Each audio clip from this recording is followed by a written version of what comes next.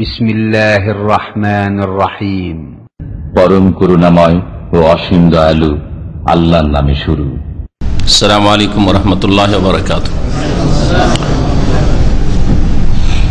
আলহামদুলিল্লাহি রাব্বিল আলামিন ওয়াস সালাতু ওয়াস সালামু আলা সাইয়্যিদিল মুরসালিন নবিয়িনা মুহাম্মদ ওয়া আলা আলিহি ওয়া সাহবিহি আজমাইন। আম্মা বা'দ, ফাকাদ ক্বালা আল মুআল্লিফ রাহিমাহুল্লাহু তাআলা বাবু সিফাতিস সালাহ। عن أبي هريرة رضي الله عنه أن النبي صلى الله عليه وسلم قال إذا قمت إلى الصلاة فأسبغ الوضوء ثم استقبل القبلة فكبر ثم اقرأ ما تيسر معك من القرآن ثم اركع حتى تطمئن راكعا ثم ارفع حتى تعتدل قائما ثم اسجد حتى تطمئن ساجدا ثم ارفع حتى تطمئن جالسا ثم اسجد حتى تطمئن ساجدا ثم افعل ذلك في صلاتك كلها أخرجه السبعة واللفظ للبخاري ولابن ماجة بإسناد مسلم حتى تطمئن قائما ومثله في حديث رفاعة بن رافع عند أحمد بن حبان حتى تطمئن قائما ولأحمد فأقم صلبك حتى ترجع العظام وللنسائي وأبي داود من حديث رفاعة بن رافع إنها لن تتم صلاة أحدكم حتى يسبغ الوضوء كما أمره الله تعالى ثم يكبر الله تعالى ويحمده ويثني عليه وفيها فإن كان معك قرآن فاقرأ وإلا فاحمد الله وكبره وهلله ولأبي داود ثم اقرأ بأم الكتاب وبما شاء الله ولابن حبان ثم بما شئت। আল্লাহ পাকের সমস্ত প্রশংসা, সালাত এবং সালাম নাযিল প্রিয় নবী সাল্লাল্লাহু আলাইহি ওয়াসাল্লামের উপর। আজকের দর্শের বিষয়বস্তু হাদিসে হচ্ছে সিফাতুস সালাহ, নামাজের বর্ণনা, নামাজের পদ্ধতি, সালাত কেমন করে সম্পাদন করবেন, এর তরিকা, এর নিয়ম নীতি পদ্ধতি, এ সম্পর্কে লেখক বেশ কিছু হাদিস নিয়ে এসছেন। আর হাদিসগুলি বেশ বড় রয়েছে, দেখা যাক এক দুটি হাদিস নিয়ে হয়তো আলোচনা হবে। আল্লাহ পাক রব্বুল আলামিন যেন আমাদেরকে সালাত, নামাজ শুদ্ধ করার তৌফিক দান করেন, নবী করিম সাল্লাল্লাহু আলাইহি সাল্লামের তরিকা মোতাবেক, বাতলানো পদ্ধতি মোতাবেক নামাজ আদায় করার তৌফিক যেন দান করেন। নামাজ তাওহীদের পরে, আকীদা শুদ্ধ করার পরে, শিরক বিদআত মুক্ত হওয়ার পরে সবচেয়ে বড় ইবাদত। নামাজ যদি ঠিক না হয় তাহলে অন্য ইবাদত ঠিক কখনো হতে পারে না। যার নামাজই ঠিক নেই, যেটা ব্যক্তির জীবনের ইবাদত মানুষের, সেটাই ঠিক করতে পারেনি, সে পারিবারিক জীবন কি করে ঠিক করবে, তার অর্থনীতি রুজি রোজগার কি করে হালাল করবে, আর তার সামাজিক অবস্থায় কি করে ঠিক হবে, আর তার রাষ্ট্রনীতি রাজনীতি কি করে ঠিক হবে। সারা দুনিয়ার ওপর আর দেশের ওপর ইসলামিক শাসন কায়েম করতে চায়, অথচ এইসব লোকেরা যারা এইসব কথা বলে বেড়ায়, তাদের অধিকাংশ লোকের নামাজটাই শুদ্ধ নয়। সহি নামাজ নবী করিম সাল্লাল্লাহু আলাইহি ওয়াসাল্লামের নামাজের মতো নামাজ পড়ার তৌফিক হয়নি। এই জন্য বড় একজন আলেম মক্কাতুল মুকাররমার কোন এক সময় লিখেছেন যে যারা এই ইসলামের রাজনীতি করছে, তাদের প্রথম নিজের শরীরের ওপর, দেহের ওপর ইসলাম কায়েম করা উচিত, একামতে দিন করা উচিত। 5 ওয়াক্ত নামাজে তার একামতে দিন করা উচিত। 5 ওয়াক্ত নামাজে এই ক্ষেত্রে দিন কায়েম করতে পারলো না, একামতে দিন করতে পারলো না, আর দেশের সারা বিশ্বের ওপর, দেশের ওপর, জাতির ওপর দিন কায়েম করবে, এসব কথা শুধু মৌখিক কথা, কোনোদিন বাস্তবায়িত হবে না আসলে। এই জন্য নামাজের বিষয়টিকে অত হালকা করে নেবেন না। যার নামাজ ঠিক হয়েছে তার সবকিছুই ঠিক হবে ইনশাআল্লাহ।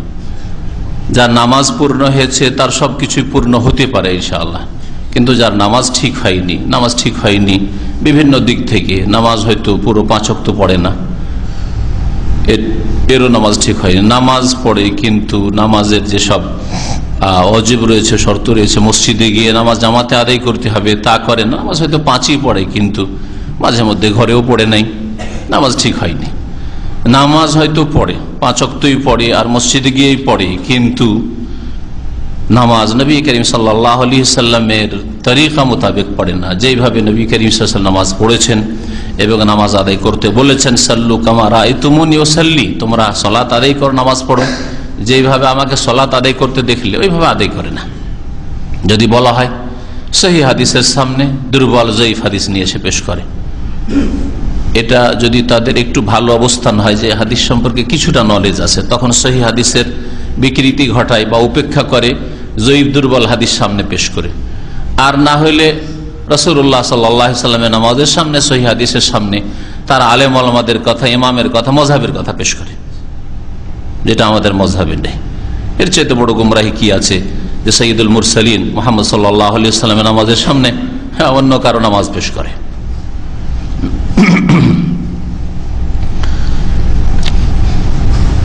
অথবা অনেক সময় বুঝতে পারে যে সহিহ হাদিসে আমি যেভাবে নামাজ পড়ছি বা আমরা করছি এর ভিন্নটা আছে, তারপরেও এটাও ঠিক ওইটা ঠিক, এই পন্থা অবলম্বন করে।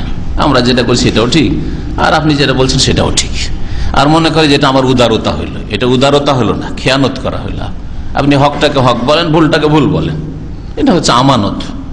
আর আপনি আমানতে খেয়ানত করবেন আর বলবেন যে এটাও ঠিক ওইটা ঠিক, আর এটা আপনার উদারতা, যে আপনারটাও মেনে নিলাম, আমারটাও ঠিক থাক, অথচ আপনি বুঝতে পারছেন যে আপনারটা দুর্বল।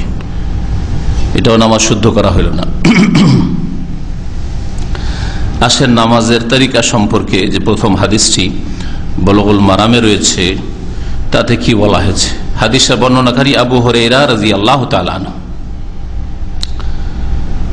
তিনি বলছেন যে নবী করিম সাল্লাল্লাহু আলাইহি সাল্লাম বললেন, আন্না নবী সাল্লাল্লাহু আলাইহি ওয়াসাল্লাম কাল। এই হাদিসটা বিশেষ একটা ঘটনার পরিপ্রেক্ষিতে নবী করিম সাল্লাল্লাহু আলাইহি ওয়াসাল্লাম ওই সাহাবী যার সাথে ঘটনা ঘটেছিল তাকে এইভাবে সম্বোধন করে বলেছিলেন। কি বলেছিলেন? কাল, বললেন নবী সাল্লাল্লাহু আলাইহি ওয়াসাল্লাম, ইযা কুমতা ইলা সালাতে, যখন নামাজের উদ্দেশ্যে তুমি দণ্ডায়মান হবে, নামাজে দাঁড়াবে, ফাসবিগিল উযু, তখন তুমি অজুকে পূর্ণরূপে করো।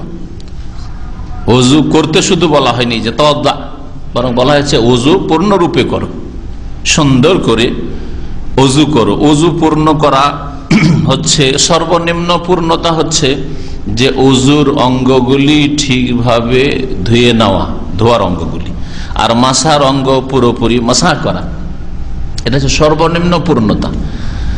আর কামেল পূর্ণতা, পূর্ণ অজু আর মুস্তাহাব, সেটা শুধু ফরজ পূর্ণতা নয়, বরং মুস্তাহাব পূর্ণতা হচ্ছে যে অজুতে আপনি 3 বার করে ধুইবেন এক একটা অঙ্গ, ধোয়ার অঙ্গগুলি 3 বার করে ধুইবেন। আর যেসব অজুর সুন্নাত মুস্তাহাব রয়েছে সেগুলি খেয়াল রাখবেন, বিসমিল্লাহ দিয়ে শুরু করবেন, অজুর শেষে আপনি কালিমায়ে শাহাদাত পড়বেন, আর তারপরে দোয়া পড়বেন, আল্লাহুম্মা জাআলনি মিনাত তাওয়াবিন ওয়া জাআলনি মিনাল মুতাতাহহিরিন ইত্যাদি ইত্যাদি। অজু ভালো করে করো, নবী করিম সাল্লাল্লাহু আলাইহি ওয়াসাল্লাম বললেন। তাহলে নামাজের জন্য অজু শর্ত, এই কথাটি এই হাদিসের অংশ দিয়ে প্রমাণিত হলো। নামাজে দাঁড়ালে অজু সম্পূর্ণ করো। সুম্মাস্তাকবিলিল কিবলা, তারপরে তুমি কিবলামুখী হও। তাহলে এতে আসলো কিয়ামের কথা, দাঁড়ানোর কথা। দাঁড়াতে পারলে দাঁড়াইতে হবে। ইযা কুমতা ইলাস সালাহ, আল্লাহ কোরআনে কারীমে বলেছেন, ইয়া আইয়ুহাল্লাযীনা আমানু ইযা কুমতুম ইলাস সালাতি ফাগসিলু ওয়াজহাকুম, যখন তোমরা নামাজে দণ্ডায়মান হবে, তাহলে বোঝা গেল যে নামাজ শুরু হবে কিয়াম দিয়ে, দাঁড়ানো দিয়ে। আর কিয়ামটা হচ্ছে, যদি শক্তি থাকে দাঁড়াবার, তাহলে সেটা হচ্ছে নামাজের ফরজ রুকুন। দাঁড়াইতে পারবেন অথচ বসে নামাজ পড়ছেন, ফরজ নামাজ হবে না, ফরজ নামাজ হবে না। সুন্নত নফল নামাজ, ফরজ ছাড়া যেসব নামাজ রয়েছে সেগুলি দাঁড়িয়ে নামাজ যদি পড়তে পারেন আর বসে পড়েন, হবে না? হবে না? হ্যাঁ হবে, কিন্তু অর্ধেক নেকি পাওয়া যাবে। হবে না আমরা বলতাম, কিন্তু নবী করিম সাল্লাল্লাহু আলাইহি ওয়াসাল্লাম, সাহাবে কেরাম থেকে বা নবী সাল্লাল্লাহু আলাইহি ওয়াসাল্লামের হাদিস দ্বারা প্রমাণিত রয়েছে যে সলাতুল কায়েতে নিসফু সলাতিল কায়েম, যে বসে নামাজ পড়বে তার নামাজ হচ্ছে অর্ধেক নামাজ দাঁড়ানো ব্যক্তির। এই ধরনের হাদিসগুলি রয়েছে, যার ফলে বললাম এগুলি হচ্ছে সুন্নত নফলের ক্ষেত্রে কেউ দাঁড়াতে পারবে। তারপরেও যদি মনে করে তাহাজ্জুদের নামাজ আমি সুন্নত নামাজে বসে পড়বো, 2 রাকাত পড়লে 1-এর সওয়াব পেলাম। আর ফরজ নামাজের জন্য দাঁড়াইতে পারলে দাঁড়িয়েই নামাজ পড়তে হবে। কুমু লিল্লাহি কানিতিন, আল্লাহ কোরআনে কারীমে বলেছেন কিয়ামের কথা। আল্লাহর জন্য অনুগত হয়ে দাঁড়িয়ে যাও। সুতরাং বসে নামাজ হবে না যে ব্যক্তি দাঁড়াতে পারবে। যে ব্যক্তি দাঁড়াতে পারছে না, বসতে পারবে, তার শুয়ে নামাজ হবে না। যে অসুস্থ মানুষ তখন শুয়েই পড়েনি, অথচ বসতে পারবে, বসে নামাজ হবে না, নিচে নামাজ হবে না। ওই রকমই যেই ব্যক্তি শুয়ে নামাজ পড়তে পারছে, হাতের ইশারা করতে পারছে ইত্যাদি, সালাম ফিরতে পারছে, সেই ব্যক্তি চোখের ইশারায় নামাজ পড়লে হবে না।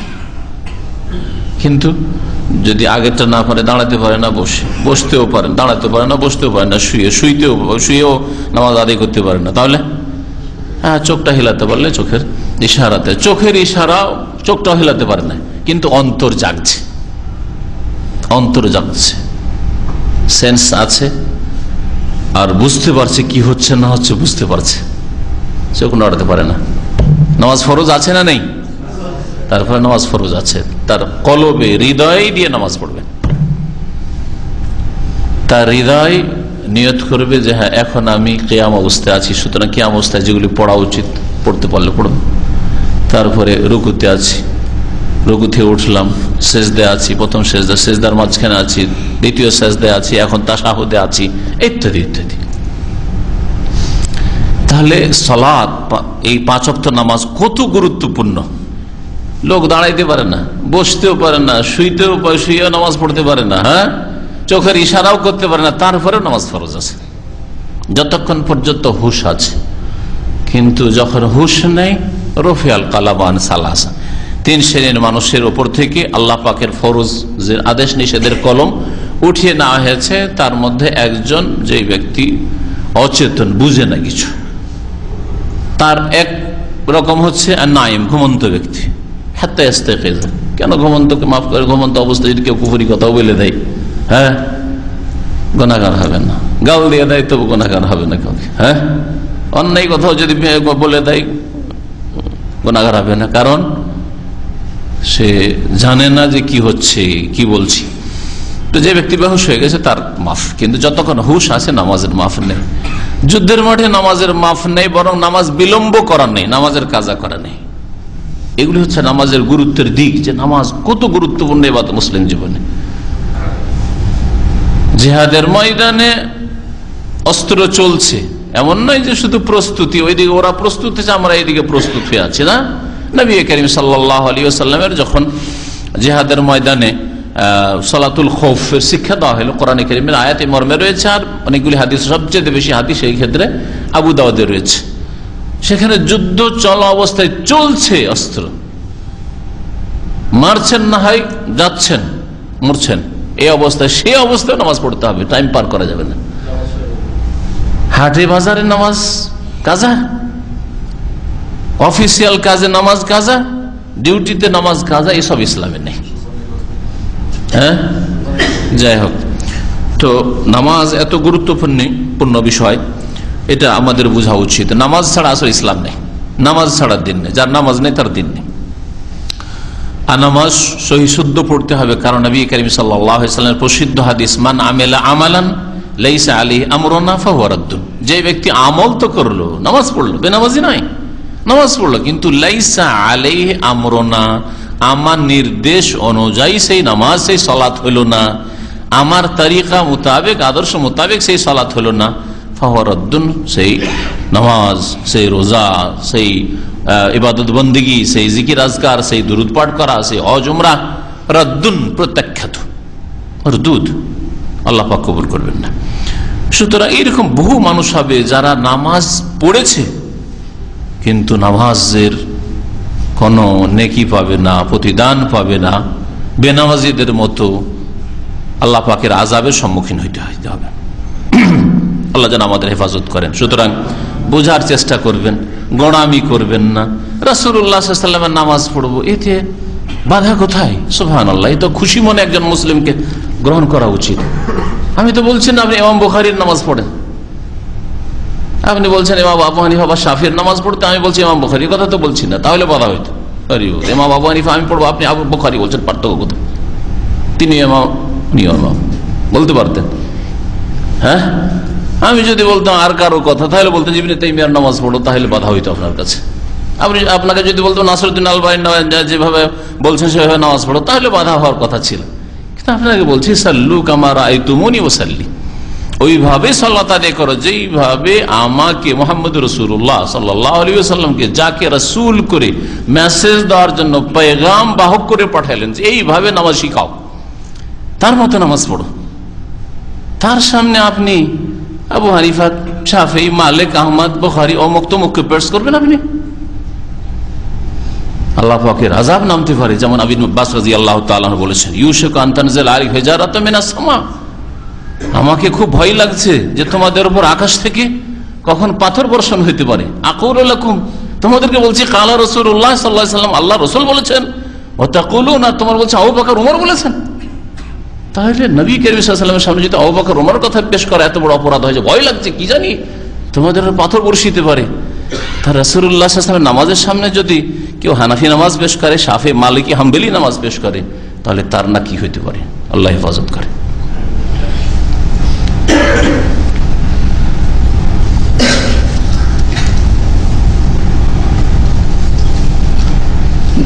বলছেন নবী করিম সাল্লাল্লাহু আলাইহি ওয়াসাল্লাম ওই ব্যক্তিকে যে কিবলামুখী হয়, তাহলে কিবলামুখী হওয়ার কথা জানতে পারলাম যে কিবলামুখী নামাজ পড়তে হবে। ফাকাব্বির, তারপরে কি করো? তাকবীর দাও। এই তাকবীরের নাম কি? তাকবীরে তাহরিমা বা তাকবীরাতুল ইহরাম, আরবরা তাকবীরাতুল ইহরাম বলে, আর আমাদের দেশের মানুষরা উর্দু বাংলা ভাষা তাকবীরে তাহরিমা বলে, যেটা দিয়ে, যেই তাকবীর দিয়ে নামাজ শুরু হয়, প্রথম তাকবীর, এটা হচ্ছে তাকবীরে তাহরিমা। সুম্মা ক্রা মা তায়াসসারা মাকা মিনাল কোরআন, অতঃপর পাঠ করো যা সহজ সাধ্য হয় তোমার সাথে, যা সহজ হয়ে আছে তোমার সাথে, মিনাল কোরআন, কোরআন থেকে, কোরআন হতে যেটা তোমার জন্য সহজ সেটা তুমি পাঠ করো। নবী করিম সাল্লাল্লাহু আলাইহি ওয়াসাল্লাম বলেছেন। এই অংশটাকে একদল নিয়ে নিল, অধিকাংশ উলামায়ে কেরাম না, একদল নিয়ে নিল আর বলল যে তাহলে বোঝা গেল যে সূরা ফাতিহা কারোর জন্য ফরজ নাই, রুকুন নাই, ইমামের জন্য ফরজ নাই, আর মুক্তাদির জন্য তো নিষেধ, আর একাকী নামাজের জন্য ফরজ নাই। তিন রকম নামাজি, তাই না? হয় ইমামতি করেছে, বলছে তোমারও জন্য ফরজ নাই, ওয়াজিব, ফরজ ওয়াজিব দিল পার্থক্য করে। একাকী কেউ নামাজ পড়েছে, জামাত নাই, একা, তো বলছে তোমার জন্য ফরজ বা রুকুন নাই, তোমার জন্য ওয়াজিব, ফরজ ওয়াজিব দিল পার্থক্য করে। আর মুক্তাদি তুমি না না না তুমি পড়বে না, এইভাবে নামাজ শিখিয়ে দিল। অথচ এই হাদিস অন্য জায়গায় যখন বর্ণিত হয়েছে আবু দাউদে, তাতে স্পষ্ট রয়েছে এই জায়গায় মা তায়াসসারা মাকা মিনাল কোরআনের জায়গায় সুম্মা ক্রা বিউম্মিল কোরআন। আমাদের সামনে ওই অংশটুকু আসছে, যেহেতু আলোচনা এখানে চলে এসেছে সেজন্য শুনাই। ওয়ালি আবি দাউদ, শেষখানে যে হাদিসগুলি পড়লাম বিভিন্ন সূত্র থেকে, সনদ থেকে, ওয়ালি আবি দাউদ, আবু দাউদের রয়েছে সুম্মা ক্রা বিউম্মিল কিতাব, অতঃপর তুমি তাকবীর দেওয়ার পরে কি পাঠ করো? উম্মুল কিতাব, কিতাবের মূল সূরা পড়ো। কিতাবের মূল সূরা উম্মুল কিতাব কি? উম্মুল কিতাব, উম্মুল কোরআন হচ্ছে সূরা ফাতিহার একটি নাম। ওয়া বিমা শা আল্লাহ, আর যা আল্লাহ চান, তারপরে যা আল্লাহ চান, যে কোনো জায়গায় থেকে পড়ো। তাহলে মা তায়াসসারা মাকা মিনাল কোরআন, এটা হচ্ছে কি? সূরা ফাতিহা, এটা সূরা ফাতিহা। এই একই ঘটনা, অন্য ঘটনা, অন্য হাদিস নিয়ে এসে পেশ করছি না যে একটি হাদিস আর একটা হাদিসের ব্যাখ্যা করে।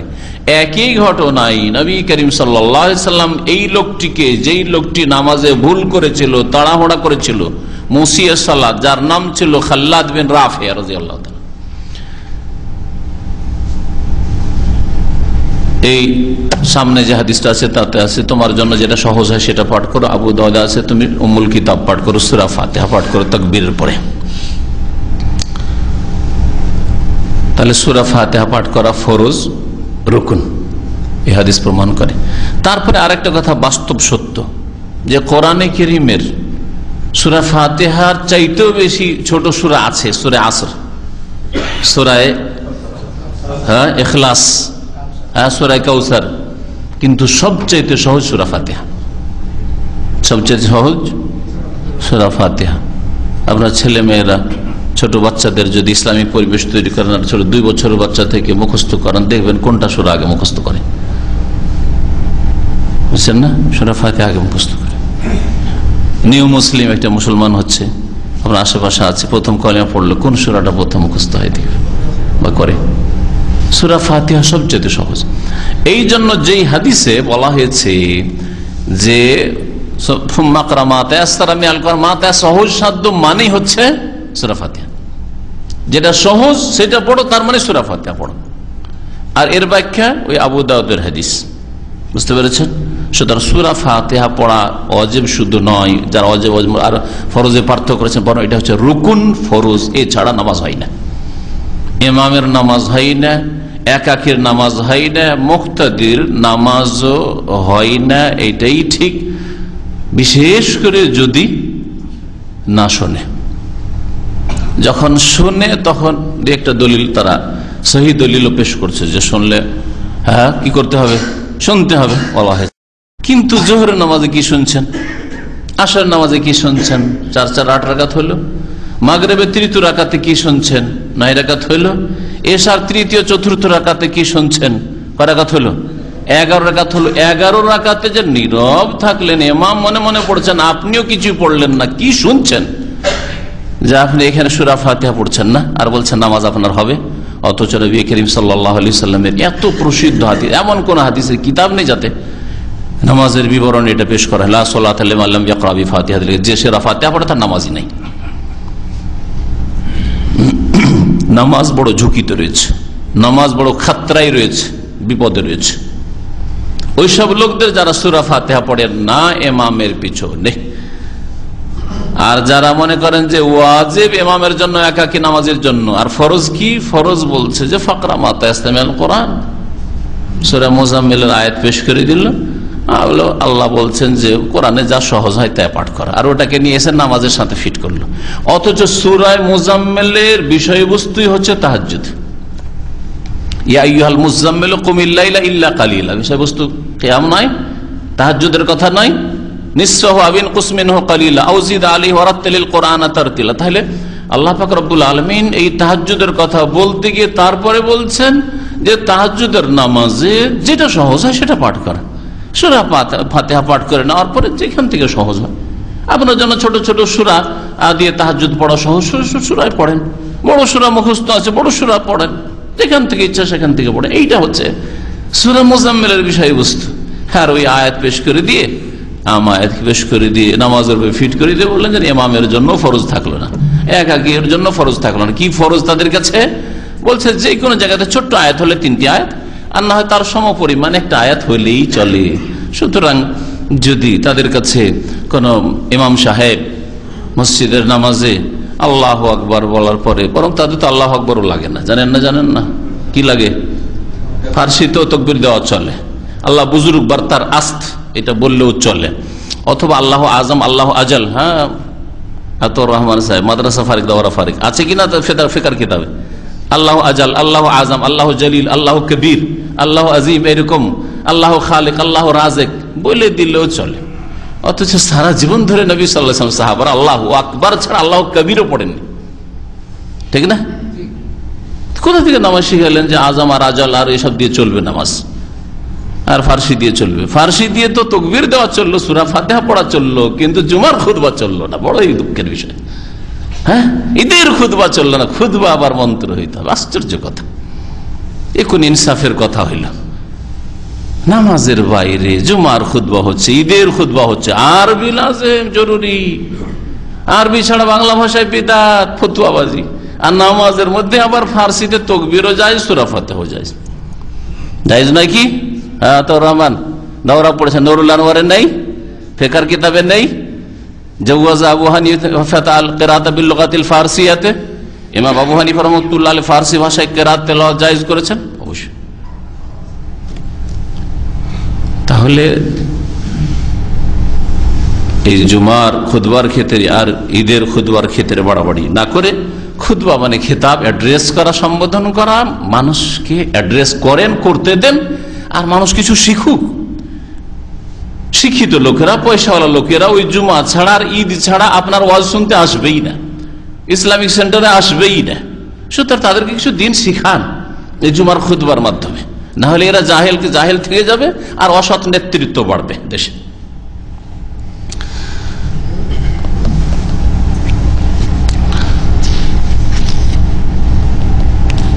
নবী করিম সাল্লাল্লাহু আলাইহি ওয়াসাল্লাম বলছে, তোমার কাছে যা সহজ হয় তা পাঠ করো। সহজ হয় মানে সূরা ফাতিহা সবচেয়ে বেশি সহজ। আর এর ব্যাখ্যা আবু দাউদে রয়েছে যে উম্মুল কিতাব পাঠ করতে হবে। সুম্মারকা হাত্তা তাতমাইন্না রাকান, অতঃপর রুকু করো, আর রুকুতে তুমি ইতমিনানের সাথে প্রশান্তির সাথে রুকু করো। তা রুকুতে গিয়ে ধীর স্থিরতার সাথে আরামসে রুকু করেন আপনি, এমন না যে রুকুতে গেলেন আর উঠলেন। এইরকম নামাজ হবে না। এইরকমই পড়েছিল ওই লোকটি, যেই লোকটি 3 বার করে নবী করিম সাল্লাল্লাহু আলাইহি ওয়াসাল্লামের নির্দেশে ফিরে যাচ্ছেন, আবার নামাজ পড়ছেন। ঘটনা জানেন না? জানেন তো না? ওই লোকটির ঘটনা আসলে এটা। ওই লোকটা প্রথম আসলো মসজিদে, নামাজ হয়ে গেছে, আসলো, আসার পর খুব তাড়াতাড়ি করে নামাজ পড়লো। এরকম রুকুতে যাই, উঠি, দাঁড়াই, আবার রুকু থেকে সেজদায় পাখি ঠোকর মারার মতো এইরকম নামাজ পড়লো। তাড়াতাড়ি করে সালাম ফিরে এসে নবী সাল্লাল্লাহু আলাইহি ওয়াসাল্লামকে সালাম দিচ্ছে, সালাম আলাইকুম ইয়া রাসূলুল্লাহ। নবী করিম সাল্লাল্লাহু আলাইহি ওয়াসাল্লাম বলছেন, ইরজি, যাও, ফিরে যাও, ফাসাল্লি, পুনরায় নামাজ পড়ো, ফাইন্নাকা লাম তুসাল্লি, তুমি নামাজই পড়োনি। যদি নামাজ আধা আধি হইতো, মোটামুটি শুদ্ধ হয়ে যেত, তো নবী সাল্লাল্লাহু আলাইহি ওয়াসাল্লাম বলতেন, নামাজটা তোমার ঠিক পড়লে না, ফাইন্নাকা লাম তুসাল্লি, তোমার নামাজই হয়নি, আসলে নামাজই পড়োনি তুমি, এই নামাজ নাই। দ্বিতীয়বার আবার পড়লো, ভালো করার চেষ্টা করেছে না করেনি? ওর জ্ঞান মোতাবেক চেষ্টা করেছে। আবার ফিরিয়ে দিলেন, যাও, ফিরে আসো, আবার নামাজ পড়ো, ইরজি ফাসাল্লি ফাইন্নাকা লাম তুসাল্লি। 3 বার নামাজ পড়লো, তারপরে আবার সালাম দিচ্ছে নবী করিম সাল্লাল্লাহু আলাইহি ওয়াসাল্লাম। কি বলছেন? ইরজি ফাসাল্লি ফাইন্নাকা লাম তুসাল্লি। চতুর্থবারও ফিরে আসে, যাও, আবার ভালো করে নামাজ পড়ো, নামাজ হয়নি তোমার, নামাজ পড়োইনি তুমি। ওই লোকটি দিচ্ছে, আমার দ্বারা হইল না। বলছে, মা হুসেন গায়রা হাযা, এর চাইতে ভালো নামাজ আমি জানি না, ফাআল্লিমনি ইয়া রাসূলুল্লাহ, ইয়া রাসূলুল্লাহ, আমাকে শিখিয়ে দেন তাহলে নামাজ। তখন নবী করিম সাল্লাল্লাহু আলাইহি ওয়াসাল্লাম বলেছিলেন, ইযা কুমতা ইলা সালাতে, যখন নামাজে দাঁড়াবে উযু সম্পূর্ণ করো, পুরোপুরি ভাবে সুন্দর করে উযু করো, সুম্মাস্তাকবিল কিবলা, কিবলামুখী হও, ফাকাব্বির, তাকবীর বড়, সুম্মা ক্রা মা তায়াসসারা মা কামিল কোরআন, যা কোরআন থেকে সহজসাধ্য হয়, আর সেটা হচ্ছে সূরা ফাতিহা। যেমন আবু দাউদের হাদিসে বললাম, সূরা ফাতিহা পাঠ করো, সুম্মারকা, তারপর রুকু করো, হাত্তা তাতমাইন্না রাকিয়ান, রুকুতে ইতমিনানের সাথে থাকো, সুম্মারফা, তারপর রুকু থেকে উঠো, হাত্তা তাতাদিলা কায়মা, রুকু থেকে উঠাই যথেষ্ট নয়, এমনকি তুমি সোজা হয়ে যাবে, হাত্তা তাতাদিলা কায়মান, সোজা হয়ে যাবে, সোজা হয়ে দাঁড়াবে, ইতিদাল, সোজা হইতে হবে। রুকু থেকে উঠলে বাঁকা থাকলে চলবে না। তাহলে এই ইতিদাল রুকুন, 14টি যে রুকুন রয়েছে তার মধ্যে প্রত্যেকটি অঙ্গে সোজা হয়ে যাওয়া, প্রত্যেকটি হাড়ের জোড় আপন আপন জায়গায় পৌঁছে যাওয়া, হাত্তা ইয়ারজিয়া কুল্লু ফাকারিন ইলা মাকানিহি। নবী করিম সাল্লাল্লাহু আলাইহি ওয়াসাল্লামের সামনে আবু হুমায়দ সাঈদীর হাদিস আসছে, প্রত্যেকটি হাড়ের জোড় আপন আপন জায়গায় ফিরে আসতো, সোজা হয়ে দাঁড়ান, যেখানে যে হাড়ের সাথে হাড়ের জোড় আছে ওখানে ফিরে যায়। বাঁকা ঝুলে থাকলে না ফিরে যায় না, বাঁকা হাসে দেখছে। সুম্মাসজুদ, তারপরে সেজদা করো, হাত্তা তাতমাইন্না সাজেদান, সেজদায় তুমি ইতমিনানের সাথে থাকো, প্রশান্তি সাথে সেজদা করো, আরামের সাথে সেজদা করো। সুম্মারফা, তারপরে মাথা উঠাও, সেজদা, হাত্তা তাতমাইন্না জালেসান, এমনকি ইতমিনানের সাথে ধীর স্থিরতার সাথে বসো। তাহলে 2 সেজদার মাঝখানেও বসতে হবে, সোজা ইতমিনানের সাথে বসতে হবে। আর সেজদা থেকে উঠে দিল, আবার দিল, এই নামাজ, আশ্চর্য নামাজ। সুম্মাসজুদ, তারপরে সেজদা করো আবার, কারণ 2 সেজদা, হাত্তা তাতমাইন্না সাজেদান, আবার ইতমিনানের সাথে সেজদা করো। সুম্মা ফাল যালিকা ফি সলাতিকা কুল্লিহা, 1 রাকাত শিখিয়ে দিলেন আর বললেন যে তারপরে এইরকমই করো ফি সলাতিকা কুল্লিহা, তোমার সমস্ত নামাজ, মানে প্রত্যেক রাকাতে। একমাত্র একটা জিনিস করবে না, সেটা হচ্ছে তাকবীরে তাহরিমা। সেটা অন্য দলিল দ্বারা প্রমাণিত যে তাকবীরে তাহরিমা প্রত্যেক রাকাতে নেই, প্রথম রাকাতে তাকবীরে তাহরিমা, প্রত্যেক নামাজে একবার তাকবীরে তাহরিমা, তাই না? আর বাকি যতগুলি বয়ান করা হলো সেগুলি প্রত্যেক রাকাতে রয়েছে। আখরাজাহুস সাবআ, এই হাদিসটি এত প্রসিদ্ধ হাদিস, 7 জন আইম্মায়ে কেরাম তাদের কিতাবে নকল করেছেন। 7 জন ইমাম ইবনে হাজার বললে কারাকে উদ্দেশ্য করেন? ইমাম আহমদ থেকে শুরু করে, হ্যাঁ, বুখারী, মুসলিম, আবু দাউদ, নাসাই, তিরমিজি, ইবনে মাজাহ। আর ইমাম আহমদ, ইমাম বুখারী, মুসলিম এদের ওস্তাদ। জি, ওয়াল্লাফজুল বুখারী, শব্দগুলি সহিহ বুখারী থেকে নেওয়া হয়েছে। তাহলে শব্দের সামান্য কিছু কিছু পার্থক্য রয়েছে, এই জন্য কিছু ভিন্ন শব্দ অন্য হাদিসে রয়েছে, ওগুলি এখানে উল্লেখ করছেন লেখক। ওয়ালে ইবনে মাজা বিসনাদে মুসলিম, আর ইবনে মাজাই সহি মুসলিমের সনদ, একই রকমের সনদে। তার মানে যেই সূত্র দিয়ে, যেই বর্ণনাকারীর মাধ্যমে বা যেই বর্ণনাকারীগুলির মাধ্যমে ইমাম মুসলিম নিয়েছেন হাদিস, ওই বর্ণনাকারীগুলির মাধ্যমে নিয়েছেন ইমাম ইবনে মাজা। মাশাআল্লাহ, কে গো, নতুন না পুরাতন লোক? হ্যাঁ, নতুন নতুন গাফার আল্লাহ, আল্লাহ মাফ করে। হ্যাঁ, মিউজিক হারাম। আপনার বাড়িতে শয়তান বাস করবে, ফেরেশতা আসবে না। সুতরাং কে চান যে বাড়িতে শয়তান রাখবো, ফেরেশতাকে রাখবো না? আছে কেউ? কিন্তু বুঝেন না, বুঝেন না বা জানার চেষ্টা করেন না। বাড়িতে শয়তান বাস করবে, রহমতের ফেরেশতা থাকবে না, এইরকম মিউজিক দিয়ে রিং আসলে। আর কতবার বাড়িতে আপনার বাসাতে রিং আসছে। সুতরাং শয়তান বাসা বাঁধছে আর ফেরেশতা পলায়ন করছে আপনাদের বাড়িতে। ভালো করে শুনে রাখেন, এটা আপনার জন্য দুনিয়ারও ক্ষতিকর আর দিনেরও জন্য ক্ষতিকর। আপনার দুনিয়াও খারাপ করে, কারণ যেখানে জিন শয়তান থাকবে সেখানে সেহের, জাদু ইত্যাদি বান আর বহু রকমের বালা মুসিবত আসতে পারে। হ্যাঁ, যারা জানে শিখিয়ে দেন, বন্ধ করে দেন। ইবনে মাজায় কি রয়েছে আসেন এদিকে, বাদ দেন।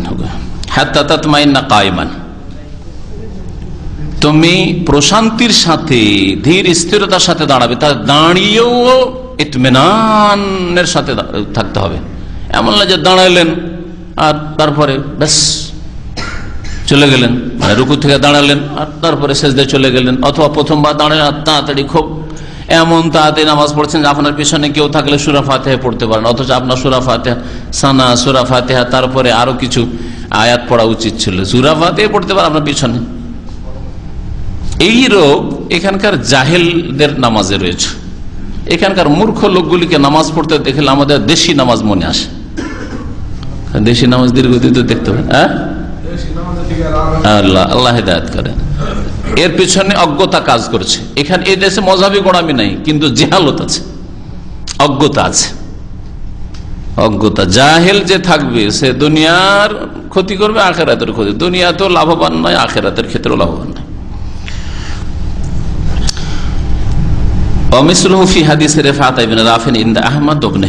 আর এইরকম বর্ণনা করা হয়েছে রেফা বিন রাফের হাদিসে, মুসনাদ আহমদ এবং ইবনে হিব্বানে, হাত্তা তাতমাইন্না কায়মান, দাঁড়িয়েও কি করতে হবে? ধীর স্থিরতা অবলম্বন করতে হবে। মুসনাদ আহমদে রয়েছে আরো অন্য ভাষায়, ফাকিম সুলবাকা হাত্তা তারজিয়াল ইজাম, তোমার পৃষ্ঠদেশকে, পিঠ সুলব বলা হয় এই যে মেরুদণ্ড, এই মেরুদণ্ডকে, পিঠকে কি করো?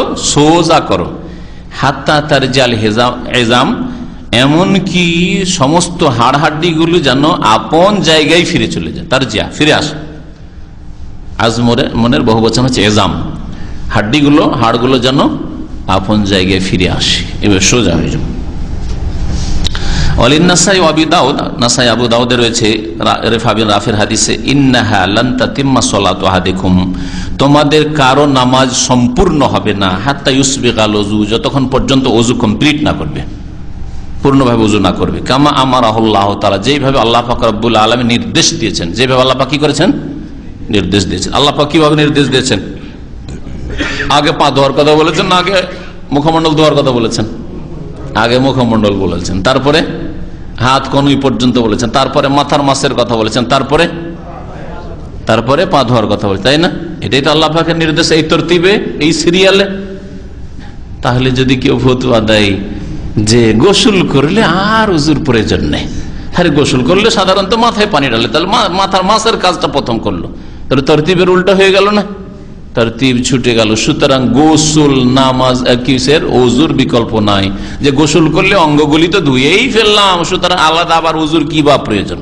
হ্যাঁ, গোসলের আগে সুন্নতি তরিকা যেটা গোসলের, সেটা হচ্ছে আগে উযু করে না। যদি উযু করে নিয়ে থাকেন তাহলে সেই উযু ঠিক আছে, কিন্তু উযু করলেন না, ডাইরেক্ট গিয়ে আপনি দিলেন পানিতে ডুব, লাফ দিয়ে আপনি পুকুরে বা নদীতে পড়লেন, তো পাটা প্রথম ভিজলো, তো পা থেকে শুরু হইলো, অথবা ঝর্ণার নিচে দাঁড়ালেন, মাথায় প্রথম পানি পড়লো, অথচ আল্লাহ বলছে চেহারা তাকে তিন নম্বরে, অথচ মাসার বিষয়বস্তু আলাদা, ওটাকে আল্লাহ 4 নম্বর করে দিতে পারতেন যে তোর বিষয় আলাদা, তোকে 4 নম্বরে রাখি, না 3 নম্বরে করছেন।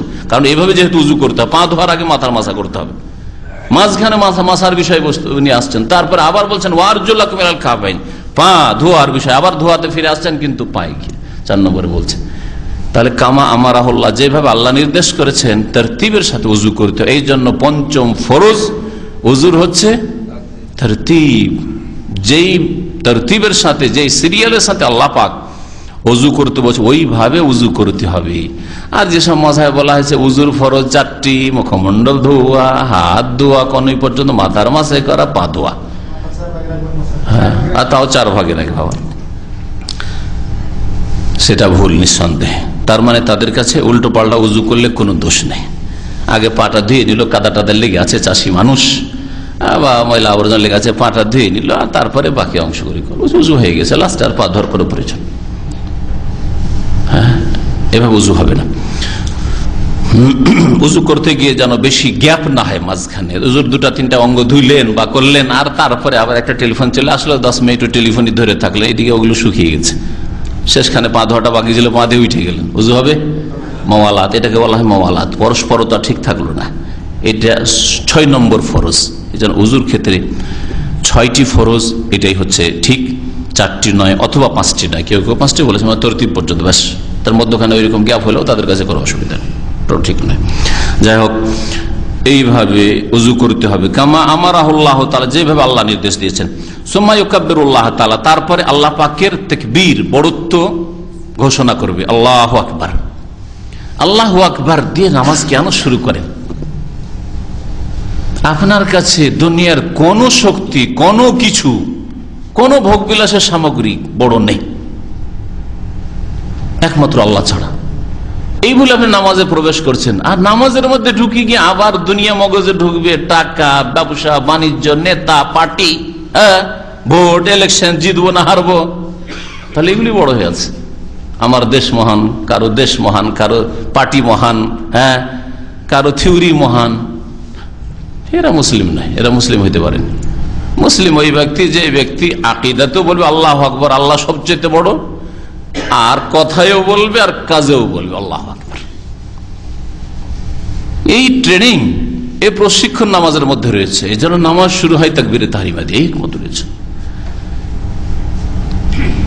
আল্লাহ যখন সবচেয়ে বড়, তখন আল্লাহর বিধান সবচেয়ে বড়, আল্লাহ পাকের আদেশ নিষেধ আমার জীবনে সবচেয়ে বড়, আল্লাহ পাকের দিনের বাস্তবায়ন করা, দিন মোতাবেক জীবন গড়া, আমার ছেলে মেয়েদের, আমার পরিবার সবচেয়ে বড় বিষয় আমার।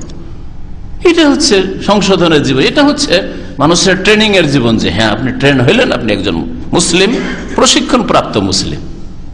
আপনার নামাজ দিয়ে আপনার উপকার হইল দিন দুনিয়ার। আমার কাছে আগে আল্লাহ, আল্লাহর দিন, আল্লাহর ফরজ, আল্লাহর আদেশ নিষেধ, তারপরে অন্য কিছু। আল্লাহু আকবার, হ্যাঁ, শুধু মন্ত্র আল্লাহু আকবার, আল্লাহু আকবার, আল্লাহু আকবার, আসলে কিছু নেই। এ হচ্ছে অধিকাংশ মুসলিমদের অবস্থা, যার ফলে আল্লাহ পাক লাঞ্ছিত করে দিয়েছেন মুসলিম জাতিকে। আল্লাহ পাকের তাকবীর পাঠ করবে, ওয়াহমাদু, আল্লাহ পাকের প্রশংসা করবে, ওয়াসনি আলাইহি, আর তার গুণগান পেশ করবে, হামদ ও সানা করবে, গুণগান পেশ করবে। এখানে অস্পষ্টভাবে বলা হয়েছে তাকবীর, আল্লাহু আকবার, তাকবীরে তাহরিমার মাধ্যমে হতে পারে, সূরা ফাতিহা দিয়ে হতে পারে। একজন নতুন মুসলমান নামাজ কালেমা পড়তে, কালেমার ঘোষণা করতে তার প্রতি ফরজ হয়ে গেছে, এখন সূরা ফাতিহা জানে না, কি করবে? তখন এই আম হাদিস যেভাবে বলা হয়েছে এর উপর আমল করবে। আল্লাহু আকবার একবার বলে দিলে শিখতে পারবে, তাই না? আল্লাহর প্রশংসা, আল্লাহর প্রশংসা, আলহামদুলিল্লাহ, আলহামদুলিল্লাহ বলতে পারবে, হ্যাঁ, সানা বলতে পারবে, সুবহানাল্লাহ বলতে পারবে, লা ইলাহা ইল্লাল্লাহ বলতে পারবে। সুতরাং এই যে কালেমাগুলি রয়েছে, আল্লাহ পাকের পবিত্রতা ঘোষণা করা, তাসবিহ, তাহমিদ, প্রশংসা করা, আল্লাহ পাকের তাকবীর পাঠ করা, বড়ত্ব ঘোষণা করা, এগুলি দিয়ে নামাজ পড়তে হবে। কিন্তু নামাজ ফরজ, নামাজ ফরজ। এই নয় যে নামাজ এখন শিখেনি, কিছুই তো জানে না, তাকে 2-4-5 দিন শিখুক, আর তারপরে সাথে করে নামাজ পড়তে নিয়ে যাব, বা তারপরে আমি পড়বো যেহেতু আমি মুসলিম। না, এক্ষণ থেকে নামাজ পড়তে হবে। এই ধরনের বেশ কিছু হাদিস রয়েছে এটা বলছে আমি কিছুই যাই না। বলছে আল্লাহ পাকের তাকবীর পড়ো, হামদু সানা করো, প্রশংসা করো, তাহলিল পড়ো। আরো আছে, এটা হাদিসে আরো আসছে শব্দ। ওয়াফিহা, আর ওই হাদিসেই রয়েছে ফাইন কানা মাকা কোরআনুন ফাকরা, যদি তোমার সাথে কোরআন থাকে, মানে কোরআন কিছু মুখস্থ থাকে তো পড়ো। কারো যদি এমনটা হয় যে নতুন মুসলিম আর তার ইখলাসটা কিভাবে মুখস্থ হয়ে গেছে, কাউসার মুখস্থ হয়ে গেছে, কিন্তু তার সূরা ফাতিহা মুখস্থ নাই, তো সেটাই পড়ো। ওয়া ইল্লা, আর না হইলে ফাহমাদিল্লাহ, আল্লাহর প্রশংসা পেশ করো, আলহামদুলিল্লাহ বলো। ওয়া কাব্বিরহু, আল্লাহ পাকের বড়ত্ব ঘোষণা করো। ওয়া হাল্লিলহু, আর আল্লাহ পাকের তাহলিল করো, মানে লা ইলাহা ইল্লাল্লাহ পাঠ করো। তাহলে লা ইলাহা ইল্লাল্লাহ বলেই নামাজ হয়ে যাবে ওই ব্যক্তির যে জাহেল, কিছুই জানে না আর শিখার সুযোগ পায়নি। নামাজ জানতে পেরেছে ফরজ, নামাজ শুরু করে দেবে লা ইলাহা ইল্লাল্লাহ দিয়ে, আর আল্লাহু আকবার দিয়ে, আলহামদুলিল্লাহ দিয়ে, সুবহানাল্লাহ এগুলো দিয়ে। বলে আবি দাউদ, আর আবু দাউদের রয়েছে সুম্মা আকরাবে উম্মুল কিতাব, তাকবীর পাঠের পরে কি করতে হবে? উম্মুল কিতাব সূরা ফাতিহা পাঠ করবে। ওয়াবে মাশা আল্লাহ, আর যা আল্লাহ চান তোমার ক্ষেত্রে, মানে তোমার মনে যা আসে, এখন যে কোনো জায়গা থেকে কিছু পড়তে পারো। বলে ইবনে হিব্বান, আর ইবনে হিব্বানে বেমাশা আল্লাহ যায় বেমাশিয়াতা, সূরা ফাতিহা পড়ার পরে তুমি যা চাও পড়ো, যে কোনো জায়গা থেকে পড়ো। এই ছিল হাদিস। এই হাদিসে অনেক মাসাইল রয়েছে, বিশেষ করে নামাজের অধিকাংশ রুকনগুলি, ফরজগুলি এই হাদিসে বর্ণিত হয়েছে। একদল ভুল করেছেন হাদিসটা বুঝতে গিয়ে, তারা বলছেন যে এই হাদিসে যে জিনিসগুলো বর্ণনা করা হয়েছে, যেহেতু একজন লোক যে নামাজটা ভুল পড়ছিল তাকে শিখানো হয়েছে, আর শিখানোর ক্ষেত্রে কিছু শিখাবেন কিছু শিখাবেন না এরকম ঠিক নয়, সুতরাং যেই কয়টা শিখানো হয়েছে সেই কয়টাই শুধু ফরজ রুকন, আর বাকিগুলি নাই। এরা ভুল করেছে না, এটা উদ্দেশ্য নয়। বরং শিখানোর ক্ষেত্রে যাকে শিখাচ্ছেন যুক্তিসঙ্গত হয়েছে, যে কটা জিনিস জানা আছে ও আবার বলার দরকারটা কি, বুঝতে পারছেন আমার কথা? আপনি, আপনার মধ্যে ভুল আছে নামাজের মধ্যে, কিন্তু আমি বুঝতে পারছি যে আপনার 5টা জিনিস জানা আছে, তাহলে ওই 5টা আমার রিপিট করার প্রয়োজনটা, কিন্তু অলরেডি জানাই আছে আপনার, করলেন আপনি বা করতে পারছেন, তাহলে বাকি যে কয়টা জানানোর নাই সেই কয়টা শিখাতে হবে। আর এইটাই হয়েছে এই হাদিসে এই সাহাবীর সাথে। এই জন্য নামাজের সবগুলি রুকন এই হাদিসের মধ্যে বর্ণিত হয়নি, যেগুলি ওর জানা আছে সেগুলি শেখানো হয়নি। যেমন তাশাহুদকে শেখানো হয়েছে এতে, বিশেষ করে শেষ তাশাহুদ রুকন ফরজ। তারপর তাশাহুদের বৈঠক শেখানো হয়েছে, হয়নি, রুকন ফরজ। সালাম শেখানো হয়েছে, জানা আছে লোকটিকে সালাম ফিরলো, শেখানো হয়নি। এইভাবে যে অন্যান্য রুকনগুলি রয়েছে যেগুলি অলরেডি তার নলেজে আছে, সুতরাং আবার বলার কোনো প্রয়োজন নেই। যেগুলি জানে না বা যেগুলোর ক্ষেত্রে ভুল করছে সেগুলি শেখানো যাক। সংক্ষেপে এই হাদিসটা সম্পর্কে যে কথাটি বললাম এটা অত্যন্ত গুরুত্বপূর্ণ, কারণ কেউ বিভ্রান্ত করতে পারে যে এই হাদিসে তো নাই ওই জিনিসগুলি, সুতরাং আপনি কি করে ফরজ বলছেন? বলবেন যে ওর জানা ছিল সেজন্য বলা হয়নি। অন্য হাদিসে ওই বিষয়গুলি উল্লেখ করা হয়েছে ওই রকম গুরুত্ব দিয়ে, যেমন সূরা ফাতিহা ছাড়া নামাজ হয় না, তারপরে আপনার তাশাহুদের কথা, নবী সাল্লাল্লাহু আলাইহি ওয়াসাল্লামের উপর সালাতে ইব্রাহিমের কথা, দরুদের কথা বর্ণনা করা হয়েছে। নবী কারীম সাল্লাল্লাহু আলাইহি ওয়াসাল্লাম কখনো দরুদ ছাড়া বা তাশাহুদ ছাড়া নামাজ পড়েননি, সালাম ছাড়া কখনো নামাজ পড়েননি। যে সালাম ফিরলেন না, এমনি কোন একটা কাজ করে, নামাজ বিরোধী কাজ করে উঠে গেলেন, এরকম কখনো করেন নবী কারীম সাল্লাল্লাহু আলাইহি ওয়াসাল্লাম। কেন বললাম এটা কথা? বুঝতে পেরেছে এই জন্য হাসছে, আর যারা বুঝতে পারেননি হয়তো আবার কোন কথা সে বলে। মাযহাবের কিতাবে আছে, হ্যাঁ ফিকার কিতাব কি আছে জানেন? যে সালাম ফরজ নয়। ফরজ কি তাদের ভাষায়? আল খুরুজ বিসুনহি, নিজের নামাজ বিপরীত কোন কাজ করে নিয়ে নামাজ থেকে বেরিয়ে যাওয়ার নিয়ত করা। আমার এখন তাশাহুদ, এমনকি তাশাহুদ পড়াও তাদের জন্য ফরজ না, বলছে মিকতারুত তাশাহুদ, তাশাহুদ যতক্ষণ পড়তে লাগে ততক্ষণ বসলেই চলবে। তো এটা হইল। আর তারপরে সালাম ফিরা জরুরি নাই, ফরজ নাই। বলছে যে নামাজ বিপরীত কোনো কিছু কাজ করে, নামাজের যেটা নামাজের মধ্যে সাধারণত অ্যালাউ নেই, ওই রকম কোন কাজ করে বেরিয়ে যান আপনি। এর যে কোনো এক্সাম্পল তারা দিয়েছে, এমনকি একেবারে খারাপ বাজে উদাহরণ তারা দিয়েছে, কথা বুঝতে পেরেছেন? এই জন্য তারা পেশ করেছে ওয়াইন তাআম্মাদ আল হাদাস, ইচ্ছে করে যদি বাই সারিয়ে দেয়, হ্যাঁ বাই ছেড়ে দেয়, হাওয়া বের করে, ইচ্ছা করে বের করতে, তাআম্মাদা, অনিচ্ছা করে তো করলে হবে না। কারণ নামাজ পরিপন্থী জিনিস সে করলো, তার নামাজ থেকে বেরিয়ে গেল, তাশাহুদ হয়ে গেছে বা তাশাহুদের সমান বসা হয়ে গেছে, এখন ইচ্ছা করে আপনি হাওয়া খারিজ করে দেন, অথবা ইচ্ছা করে কারোর সাথে কথা বলে নেন, ইচ্ছা করে আপনি মোবাইলটা রিং হচ্ছে দেখছেন, ভাইব্রেশন আছে, উঠিয়ে রিসিভ করে নেন, নামাজ হয়ে গেল, আপনার নামাজ হয়ে গেল। কোনো বাড়াবাড়ি বলছি না, আল্লাহ তাদের মশলাকে নামাজ হয়ে গেল। কিন্তু নবী করিম জিন্দেগিতে কখনো বিনা সালামে নামাজ পড়েননি। তাহলে কি করে এসব কাল্পনিক ফতুয়া ফিকার কিতাবে লিখলেন আর তারপরে সেটাকে মানুষের ব্যাপারে ফরজ করে দিলেন?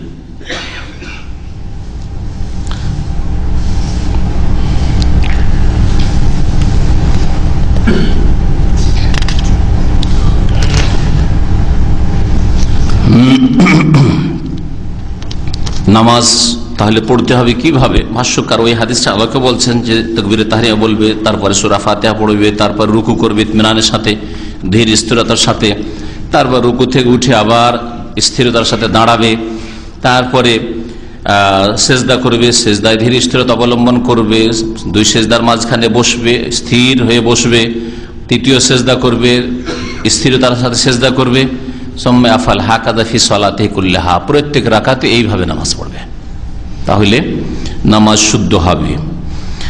একমাত্র মা আদা তাকবীরাতুল ইহরাম তাকবীরে তাহরিমা, সেটা প্রথম রাকাতে শুধু, যেমন এর আগে আমি বিষয়টা বলেছি। নামাজের মধ্যে যে রুকনগুলি রয়েছে এর আগে রুকনগুলি সম্পর্কে আলোচনা করা হয়েছে, সুতরাং ওগুলি এক একটা করে আলোচনা করার প্রয়োজন নেই। আমরা সামনে আর একটা হাদিস দেখি।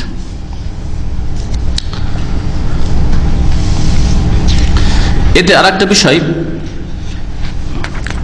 উল্লেখ করা ভালো, সেটা হচ্ছে নবী করিম সাল্লাল্লাহু আলাইহি সাল্লাম কেরাতের কথা বলেছেন।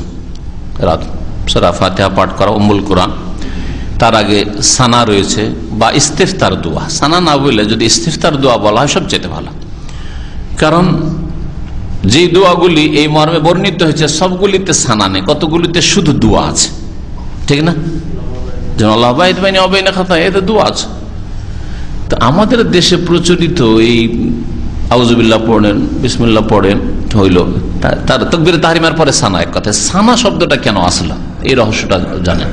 এই জন্য আসলে যে ওরা যেটা পড়ে আবু দাউদের হাদিসের উপর আমল করে, সুবহানাকা আল্লাহুম্মা বিহামদিকা ওয়া তাবারাকা ইসমুকা ওয়া তাআলা জাদ্দুকা ওয়া লা ইলাহা গায়রুকা, এটা যেহেতু আল্লাহ পাকের গুণগানমূলক বাক্য, এতে সানা রয়েছে, আল্লাহ পাকের হামদ ও সানা প্রশংসা রয়েছে। সুবহানাকা আল্লাহুম্মা বিহামদিকা ওয়া তাবারাকা ইসমুকা ওয়া তাআলা জাদ্দুকা ওয়া লা ইলাহা গায়রুকা, আল্লাহ পাকের প্রশংসা রয়েছে, এতে কিন্তু আল্লাহর কাছে কোনো যাচ্ছা নেই, চাওয়া নেই। তো এই যেহেতু এটাই পড়ে, সেজন্য ওর নাম কি দিয়েছে? সানা দিয়েছে। কিন্তু সানা নামটা একেবারে সংকীর্ণ নাম হচ্ছে, কারণ এইটাই একবারে শিরোধার্য না যে এর ছাড়া আর কিছুই চলবে না, এমন কথা নয়। বরং এটি আবু দাউদের হাদিস, সহিহ বুখারীতে রয়েছে আল্লাহ বাইদ বাইনি ওয়া বাইনা খাতা, ফরজ নামাজে নবী করিম সাল্লাল্লাহু আলাইহি ওয়াসাল্লাম পড়তেন, ফরজ নামাজ বলে হাদিস উল্লেখিত রয়েছে। ওই হাদিসগুলো ওরা তাবিল করে, বলে যে না না ওইটা নফলে, ওটা তাহাজ্জুদে, ফরজে না। এটাও তাদের একটা ভুল। তারপরে সহিহ মুসলিমে রয়েছে ইন্নী ওয়াজহাতু ওয়াজহিয়া লিল্লাযী ফাতারাস সামাওয়াতি ওয়াল আরদা হানিফা ওয়া মা আনা মিনাল মুশরিকিন লা শারীকা লাহু বিযালিকা, সানাও রয়েছে, আর কিছু রয়েছে বড়। এটা জায় নামাজের দোয়া নয়, ভালো করে শুনুন, কারণ অনেক নতুন ভাইরা রয়েছেন যারা জায় নামাজের দোয়ার বিদআত পড়তে অভ্যস্ত, অথবা আপনার আত্মীয় স্বজন বাপ মা আর বিবিরা, মা খালারা এই জায় নামাজের দোয়া পড়ে, এটি বিদআত। জায় নামাজের দোয়া বলে যদি এটা পড়েন তাহলে এটা বিদআত। আর যদি এটা সানার জায়গায় পড়েন তাকবীরে তাহরিমার পরে, তাহলে এটা সুন্নাত। এটা হচ্ছে সুন্নাত, সহিহ মুসলিমের হাদিস। বরং যতগুলি হাদিস এই মর্মে 7-8টি বা তারও বেশি বর্ণিত হয়েছে, তার মধ্যে এটা 2 নম্বরে। 1 নম্বরে সহিহ বুখারী হাদিস সবচেয়ে বেশি, আল্লাহ বাইদ বাইনি ওয়া বাইনা খাতায়ে। তারপর 2 নম্বরে ইন্নী ওয়াজহাতু ওয়াজহিয়া লিল্লাযী ফাতারাস সামাওয়াতি, এটা তাকবীরের পরে আসছে সামনে হাদিস, এরপরে একটা হাদিস, তারপরে ওই হাদিসটা আসবে। এই মর্মে 2টি হাদিস বর্ণিত হচ্ছে। একটাতে হচ্ছে নবী সাল্লাল্লাহু আলাইহি ওয়াসাল্লাম যখন নামাজে দাঁড়াইতেন তখন ওয়াজহাতু ওয়াজহিয়া লিল্লাযী ফাতারাস সামাওয়াতি পড়তেন, সহিহ মুসলিমে এটাও রয়েছে। তারপরের হাদিসটাতে রয়েছে ইজাস্তাফতাহাস সালাতা, যখন নবী সাল্লাল্লাহু আলাইহি ওয়াসাল্লাম নামাজ শুরু করতেন কাব্বারা, এটা ডিটেইলস রয়েছে, তাকবীর দিতেন আল্লাহু আকবার, সুম্মা ক্বালা, তারপরে বলতেন ইন্নী ওয়াজহাতু ওয়াজহিয়া লিল্লাযী ফাতারাস সামাওয়াতি ওয়াল আরদ। তাহলে কত স্পষ্ট হাদিস যে এই ওয়াজহাতু ওয়াজহিয়া কোথায় পড়তে হবে? তাকবীর সুম্মা, অতঃপর, তাকবীরের পরে পড়তে হবে। আর তাকবীরের আগে যদি পড়া হয় তাহলে সেটা সুন্নাত হইল না, তার মানে সেটা বিদআত, নবী করিম সাল্লাল্লাহু আলাইহি ওয়াসাল্লাম নামাজ নয় সেটা।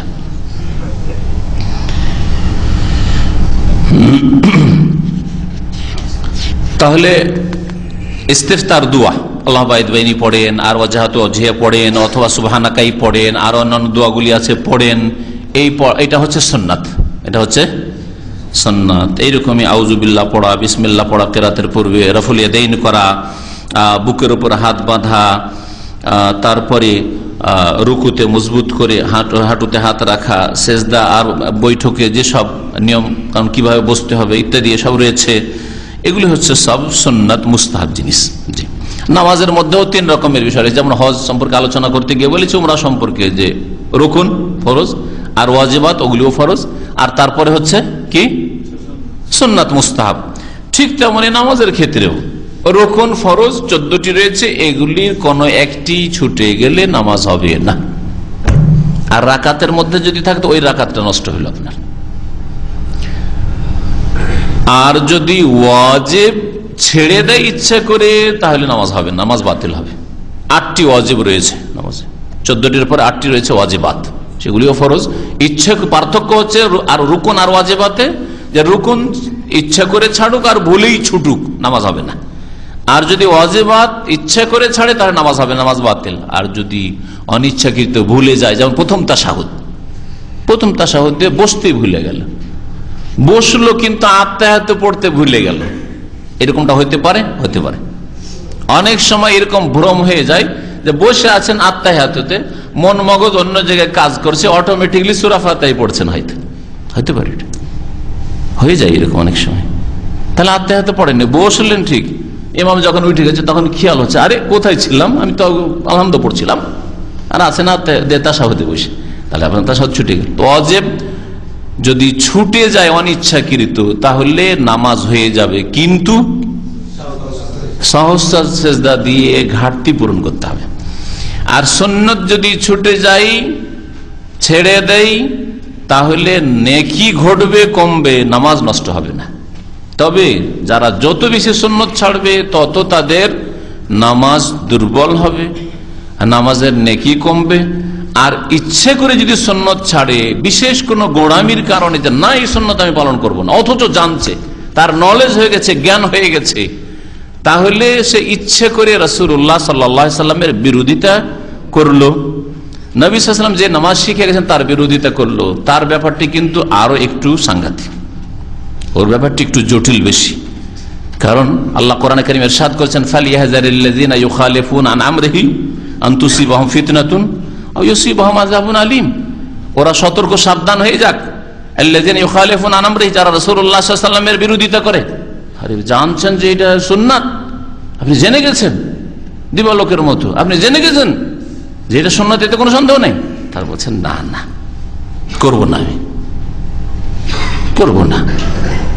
তাহলে সাবধান হয়ে যান, আনতুসিবাহুম ফিতনা, হয় আপনার ফিতনা আসবে, আও ইউসিবাহুম আযাবুন আলীম, অথবা যন্ত্রণাদায়ক শাস্তি আসবে।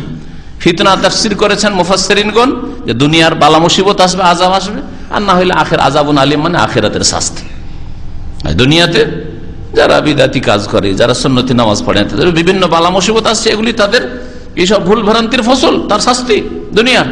আর যদি দুনিয়াতে শাস্তি নাও আসে, খুব সুখে কেটে গেল, বিপদ মুক্ত জীবন কেটে গেল, তাহলে প্রতীক্ষায় থাকো আযাবুন আলীমের। যদি জানার পরে সুন্নত বিরোধিতা করো, যে জানে না মাজুর, বেচারা জানে না যে রফেল ঈদের সুন্নাত, বেচারা জানে না যে আমিন জোরে পড়া সুন্নাত, বেচারা জানে না যে বুকের উপর হাত বাঁধা সুন্নাত, বেচারা জানে না যে এইভাবে বসা সুন্নাত, জানে না, তাহলে আল্লাহ পাক রব্বুল আলামিন হয়তো মাফ করবেন।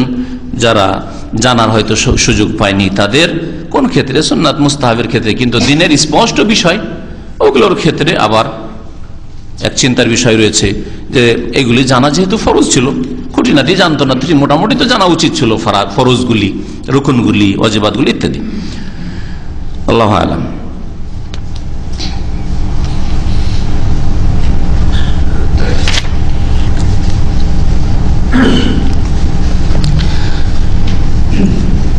عن ابي حميد الساعدي رضي الله عنه قال رايت رسول الله صلى الله عليه وسلم اذا كبر جعل يديه هزو منكبيه واذا ركع امكن يديه من ركبتيه ثم حصر ظهره ফাইদা রাফা রাসাহু ইস্তাওয়া হাত্তা ইয়াউদা কুল্লু ফাকারিন মাকানাহু ফাইদা সাজাদা ওয়াদা ইয়াদাইহি গায়রা মুফতারিশিন ওয়ালা কাবিযিহিমা ওয়াস্তাকবালা বিআতরাফি আসাবি রিজলাইহিল কিবলা ওয়া ইযা জালাসা ফি রাকাতাইন জালাসা আলা রিজলিহিল ইউসরা ওয়া নাসাবা আল ইয়মনা ওয়া ইযা জালাসা ফি রাকাতিল আখিরা কদ্দামা রিজলাহুল ইউসরা ওয়া নাসাবা আল উখরা ওয়া কাআদা আলা মাকআদাতিহি আখরাজাহুল বুখারী।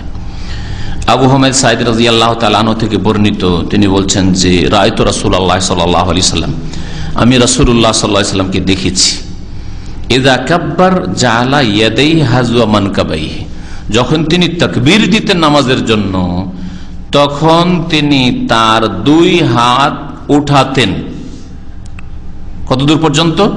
হাযওয়া মানকাবাইহি, দুই কাঁধ বরাবর।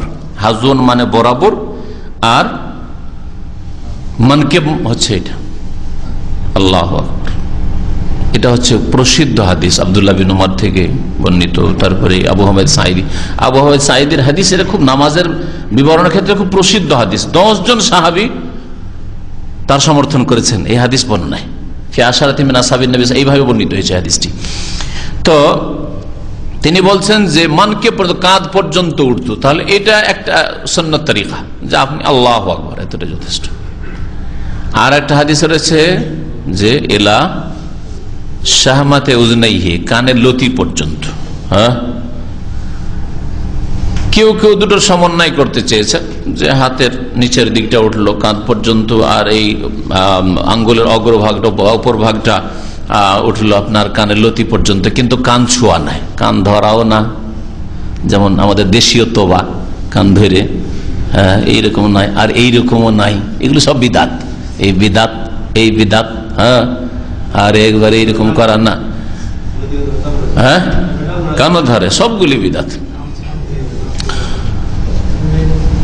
তাহলে কানের আর একটা তরিকা হচ্ছে যে আপনার হাতের ওপর ভাগ কানের লতির কাছাকাছি এইভাবে গেল, আর একটু উঁচা উঠলো, এটাও করতে পারেন আপনি, কোনো অসুবিধা নাই। আর যদি তার নিচে একটু নামে আর কাঁধ বরাবর শুধু হলো, যতটা কাঁধ ততটা আপনার হাত উঠলো, এতটা এই হাদিসে বা এইরকম বেশ কিছু হাদিসে বর্ণিত হয়েছে। এটা হচ্ছে, এই দুটি হচ্ছে নবী করিম সাল্লাল্লাহু আলাইহি ওয়াসাল্লামের সুন্নাত।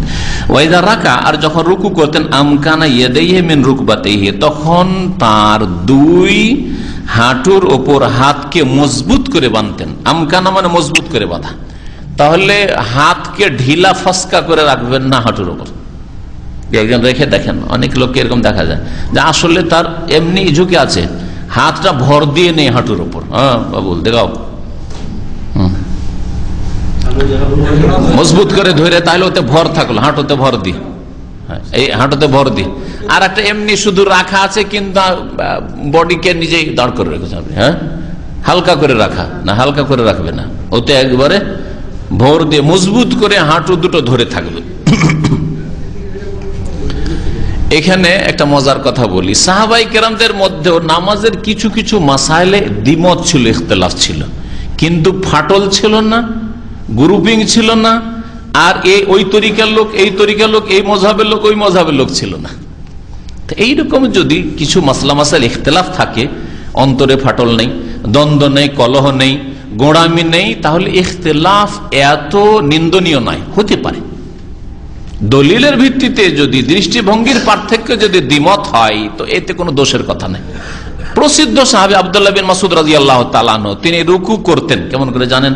কে বলতে পারেন? তাতবিক করতেন।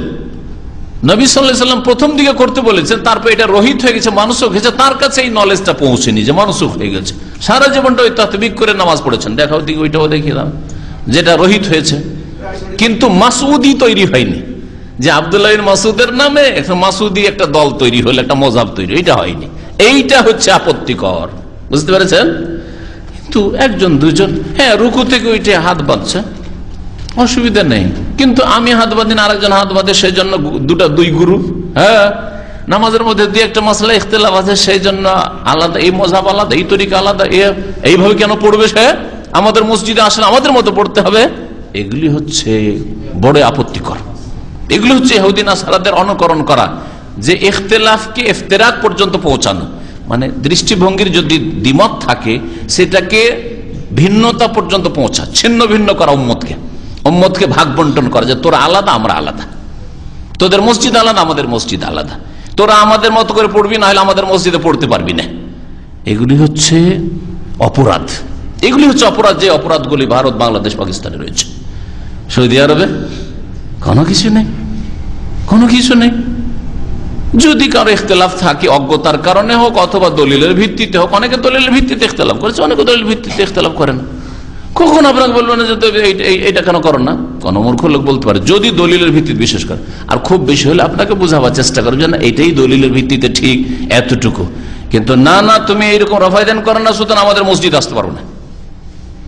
হ্যাঁ, এইভাবে হাত বাঁধছো, সুতরাং আমাদের মসজিদ আসতে পারবে না। এটা কোনদিন সৌদি আরবে শুনেছেন? কিন্তু দেশে বুকে হাত বেঁধে দেখেন, মাথা খারাপ হয়ে যাবে। বেনামাজি রাস্তায় বসে আছে, কোনো ব্যাপার না, কিন্তু নামাজ পড়তে এসে বুকে কেন হাত বাঁধলি? জোরে কেন আমিন বললি? তুই রফায়দানি কেন করলি? আমাদের নামাজে ডিস্টার্ব, ওদের নামাজে ডিস্টার্ব হচ্ছে। আপনি রফায়দান করছেন সুন্নাত, আর ওদের নামাজে কষ্ট হচ্ছে, অসুবিধা হচ্ছে। কি গোঁড়ামি! এইগুলি হচ্ছে আপত্তিকর। ওয়ালা তাকুনু কাল্লাযিনা তাফাররাকু ওয়াখতালাফু মিন বাদি মা জাআহুল বায়িনাত। ওদের মতো হয়ে যারা ইহুদি নাসারাদের মতো, যারা তাফাররাকু, বিচ্ছিন্নতা সৃষ্টি করেছে, মতানৈক্য করেছে, তাদের কাছে সুস্পষ্ট দলিল প্রমাণ আসার পরে ওদের মতো হয়ে, ওদের অনুকরণ নিষেধ করা হয়েছে। বাকি কথা হইল যে আমার ছাত্র, আমার সাথী সঙ্গী বেশ কিছু মাসলায় ইখতিলাফ থাকতে পারে, তার দৃষ্টিভঙ্গি আলাদা দলিলের ক্ষেত্রে, আমার দৃষ্টিভঙ্গি আলাদা এই মশলাটার ক্ষেত্রে। আর দলিলের ভিত্তিতে আমি যেহেতু কোরআন হাদিস বোঝার চেষ্টা করি, সেও বোঝার চেষ্টা করে দলিলের ভিত্তিতে, তাহলে কোনো আপত্তি নেই। সেই রকমই ছিল সাহাবায়ে কেরামদের ইখতিলাফ। কিন্তু সাহাবায়ে কেরামদের দ্বিমতকে এই ছিন্নতার ভিন্নতার উপর ফিট করা আর বলা যে তাদেরও ইখতিলাফ ছিল, সুতরাং আমরা যদি 4 রকম পড়লাম তো অসুবিধাটা কি? এটা ভুল কথা। আপনারা দল পাকিয়ে নিয়েছেন, গোড়ামি করেছেন, হ্যাঁ, অন্ধ হয়ে গেছেন। আর তারা অন্ধ ছিলেন না, যার যেটা ইজতিহাদ ছিল সেই মোতাবেক আমল করেছেন। আর যখনই হক কথা পৌঁছে গেছে, সাথে সাথে সাদরে তারা গ্রহণ করে নিয়েছেন। তাহলে রুকুতে গিয়ে হাঁটুতে মজবুত করে হাত রাখতে হবে। সুম্মা হাসারা যাহরাহু, তারপরে নিজ পিঠকে ঝুঁকিয়ে নিতেন। তাহলে হাসারা মানে হচ্ছে হানা, মুড়ে নেওয়া। পিঠকে মুড়ে নিতে হবে, এমন ভাবে মুড়ে নেওয়া যে আপনার পিঠটা একেবারে যেন বরাবর হয়, উঁচা হয়ে না থাকে, এইরকমও না হয়। হ্যাঁ, উপরে উঠিয়েও রাখবে না, নিচেও নামিয়ে রাখবে না, মাথা নিচের দিকে নেমে গেছে কিছু লোকের রুকু, আর কিছু লোকের রুকুতে মাথা এখন উপর দিকে আছে, এইরকম। হ্যাঁ, প্লেন উড়াচ্ছে, এইরকমও নাই, বরাবর হইতে। এটা হচ্ছে হাসারা। এইভাবে নবী করিম সাল্লাল্লাহু আলাইহি সাল্লাম নামাজ পড়েছেন। ফায়দা রাফা রাসাহু, যখন রুকু থেকে মাথা উঠালেন, ইস্তাওয়া, তখন সোজা হয়ে গেলেন, একবারে সোজা। কেমন সোজা হলেন? হাত্তা ইয়াউদা কুল্লু ফাকারিন মাকানো, এমনকি প্রত্যেকটি হাড়ের জোড়, গ্রন্থি কোথায় পৌঁছে গেল? মাকানাহু, নিজ নিজ স্থানে পৌঁছে গেল। এই হাদিসের অংশটা ভালো করে শুনে রাখেন। আর যারা দলিল মুখস্থ রাখতে চান, মুখস্থ রাখেন হাদিসটা। এই হাদিসটা অস্পষ্ট, হাদিসটা নিয়ে ইখতিলাফ হয়েছে। প্রত্যেকটি হাড়ের জোড় বা গ্রন্থি কি হয়ে গেল? আপন আপন জায়গায় ফিরে চলে গেল। আপন আপন জায়গায় ফিরে চলে গেল সাধারণ একটা অর্থ হচ্ছে যে সোজা হয়ে দাঁড়িয়ে গেলেন, হয়ে গেল। সোজা হয়ে দাঁড়াইলে, এইভাবে দাঁড়াইলে, হাত ছেড়ে দাঁড়াইলেও কি হয়ে গেল? আপন আপন জায়গায় ফিরে চলে গেল। যেমন নাসিরুদ্দিন আলবানী বা অন্যান্যরা, অন্যান্য ওলামায়ে কেরাম, অন্যান্য মাযহাবে তারা বলছে যে রুকুর পরে হাত ছেড়ে থাকতে হবে। আপন আপন জায়গায় সোজা হয়ে দাঁড়িয়ে গেছেন, হাড়গুলো চলে গেছে, বাস হয়ে গেছে, তাই না? কিন্তু সৌদি আরবের ওলামায়ে কেরাম বা হানাবেলা তারা বলছেন যে না, আপন আপন জায়গায় চলে যাবে মানে আগের অবস্থায় যে ছিল ওই অবস্থায় চলে যাবে। রুকুর আগে কোথায় ছিল? হাত বুকের উপর ছিল। সুতরাং আবার সামি আল্লাহু লিমান হামিদা রব্বানা ওয়া লাকাল হামদ, আবার হাত বুকের উপর চলে যাবে। এটা হচ্ছে, এটা অস্পষ্ট দলিল। হাদিস সহিহ, কিন্তু দলিল হচ্ছে অস্পষ্ট। আর যেগুলি স্পষ্ট আছে হাদিস যঈফ। এই কথাই নাসিরুদ্দিন আলবানী রাহমাতুল্লাহ আলাইহি বলেছেন যে রুকুর পরে বুকে হাত বাঁধা বা হাত বাঁধা সম্পর্কে দলিলগুলি হচ্ছে 2 রকমের।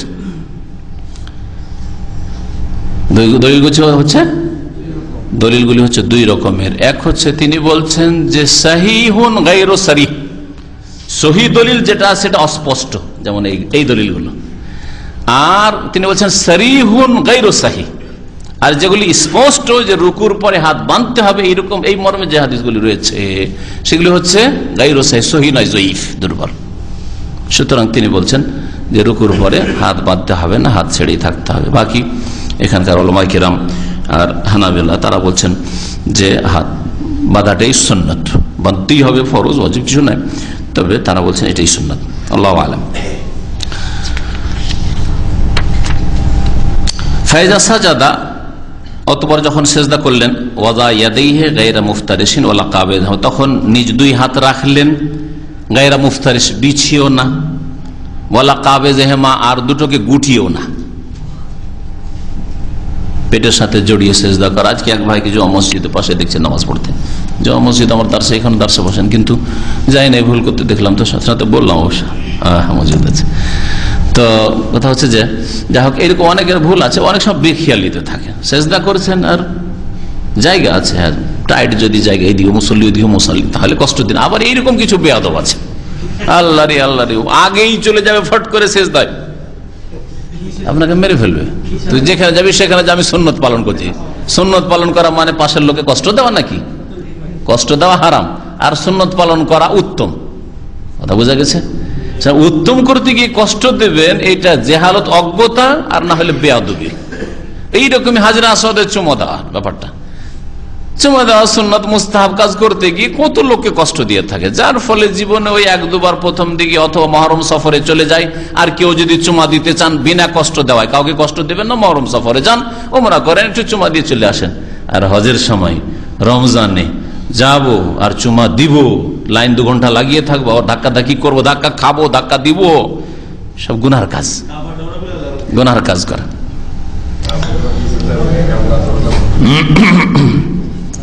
তাহলে হাতকে বিছাবেন না, বিছানো নিষেধ। আচ্ছা, নবী সাল্লাল্লাহু আলাইহি ওয়াসাল্লাম এই নামাজ শুধু পুরুষদের জন্য নাকি? বলেন তো দেখি, বলেন হানাফি মহিলারা কেমন করে নামাজ পড়ে বলেন তো? বিছিয়ে। নবী সাল্লাল্লাহু আলাইহি ওয়াসাল্লাম গায়রা মুফতারিশ, বিছিয়ে নয়, এই হাদিস বুঝলেন না? আরো শোনা, নবী সাল্লাল্লাহু আলাইহি ওয়াসাল্লাম আরেক হাদিস রয়েছে, ওয়ালা ইফতারিশ ইফতিরাশাল কালবি, কুকুর যেমন হাত পেড়ে বিছিয়ে বসে ওই রকম করে বসবে না, ওইরকম করে বসবে না, ওইরকম করে সিজদা করবে না, ওইভাবে সিজদা করবে না, নিষেধ আছে এটা। কুকুরের বদ আচরণের সাথে বা বদ তুলনা করা হয়েছে, নিষেধ করতে গিয়ে কুকুরের কথা বললেন কি জন্য? যাতে করে ঘৃণা সৃষ্টি হয়, এমনিতে শুধু বলা হয়নি। বিছাইও না বললেই তো চলতো, কিন্তু ইফতিরাশাল কালবি, কুকুরের মতো করিও না, তার মানে এটা অভ্যাস, বদ অভ্যাস। এটা যেমন নবী সাল্লাল্লাহু আলাইহি ওয়াসাল্লাম সম্বোধন পুরুষদের জন্য, তেমনি মহিলাদের জন্য। সুতরাং মহিলাদের এইভাবে নামাজ পড়া ঠিক নয়। শুধু শুধু এই যুক্তিতে মহিলাদের হিজাব হওয়া উচিত, পর্দা সতর হওয়া উচিত, যত পর্দা করবে তত ভালো, সেজন্য সুন্নতের খেলাফ নামাজ পড়বে, কোথায় বল?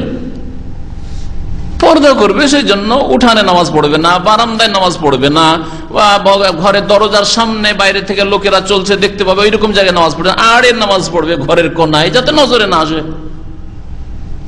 এটা হচ্ছে পর্দার মধ্যে থাকা, আর সুতরার সাথে নামাজ পড়া, আড়ে নামাজ পড়া, এগুলো হচ্ছে খাস এমন একটা জায়গায় করুক যে বাইরে ঘোরা, এমনকি বারান্দায় ঘোরাঘুরি করলেও যাতে নজরে না আসে, এরকম জায়গায় নামাজ পড়ুক।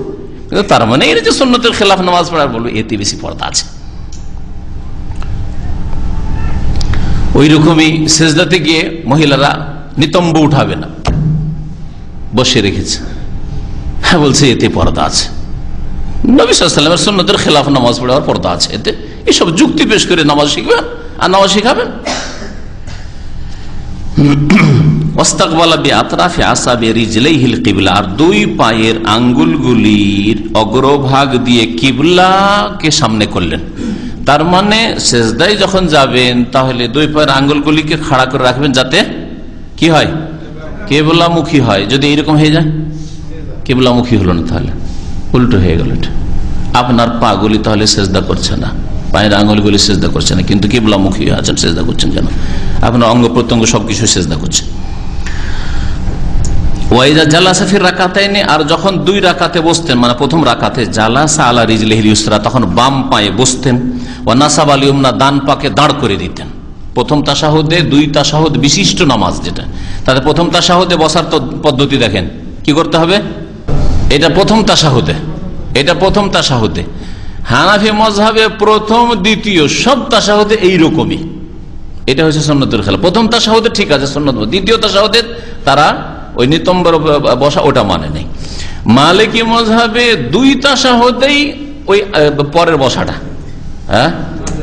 হ্যাঁ শেষ তাশাহুদে বসা, শেষ তাশাহুদে নিতম্বকে মাটিতে রেখে দিয়ে আর বাম পাটাকে ডান দিকে বের করে দিয়ে আর এটাকে খাড়া রেখে, দেখছেন না এটা? হ্যাঁ, হানাফিরা করেছে, বলছে এটা মহিলার বসা, মহিলা নামাজ পড়লে এটা বসবে, কারণ একটু গুড়িয়ে সুড়িয়ে বসলে একটু এইটা বেশি পর্দা হইল, পর্দার যুক্তি দিয়ে সুন্নতের খেলাফ নামাজ পড়ায়। জি,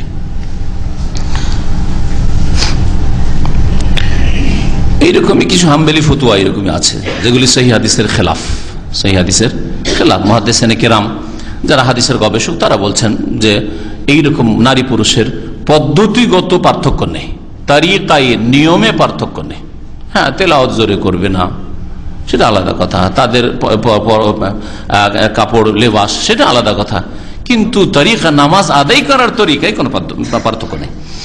আওয়াজ যথাসাধ্য মহিলারা নিজের এতে রাখবে, মানে মহিলাদের মধ্যে রাখবে, পুরুষদের কাছে আওয়াজ পৌঁছিবে না, কিন্তু প্রয়োজনে কথা বলা অপর পুরুষের সাথে জায়েজ আছে।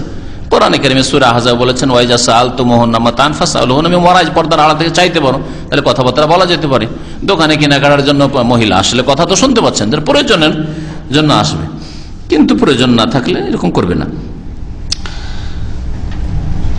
তারপরে বলছেন ওয়াইজা জালাসা ফির রাকাতিল আখিরা, যখন শেষ রাকাতে বসলেন নবী সাল্লাল্লাহু আলাইহি ওয়াসাল্লাম কাদ্দামা রিজলাহুল ইউসরা, বাম পাকে সামনে বাড়িয়ে দিলেন। কাদ্দামা রিজলাহুল ইউসরা, বাম পাকে সামনে বাড়িয়ে দিলেন। দেখেন যখন পায়ের তলাতে ঢুকালেন সামনে একটু আগের দিকে বেড়েছে। ওয়া নাসাবাল উখরা, আর দ্বিতীয়টাকে কি করলেন, মানে ডান পাকে দাঁড় করে দিলেন। ওয়া কাআদা আলা মাকআদাতিহি, আর নিতম্বের উপর বসলেন। মাকআদা পাছাকে বলা হয়, কাদা ইয়াকাদ মানে বসা, আর মাকাদ মানে বসার অঙ্গটা মাকাদ। এই জন্য সিটকে চেয়ারকে মাকাদ বলা হয়, সিট আপনার রিজার্ভেশন এটাকে হাজুল মাকাদ বলা হয় আজকালকার নতুন আরবিতে। তো কাদা আলা মাকাদ, নবী সাল্লাল্লাহু আলাইহি সাল্লাম নিতম্বের উপর বসলেন। আখরাজাহুল বুখারী, হাদিসটি সহিহ বুখারীতে রয়েছে। তাহলে এই হাদিস দ্বারা স্পষ্ট হয়ে গেল যে কিভাবে বসার তরিকা, আর এটা হচ্ছে সুন্নত তরিকা। প্রথম তাশাহুদে কেমন বসতে হবে, দ্বিতীয় তাশাহুদে কেমন বসতে হবে, এটাই হচ্ছে সুন্নাত।